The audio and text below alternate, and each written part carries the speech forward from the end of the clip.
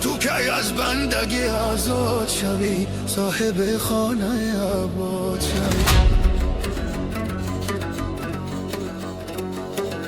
هزار تو که از بندگی آزاد شوی، صاحب خانه آباد شوی.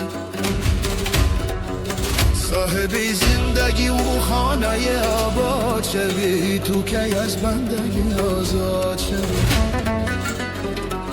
صاحب زندگی و خانه آباد شوی، تو که از بندگی آزاد شوی.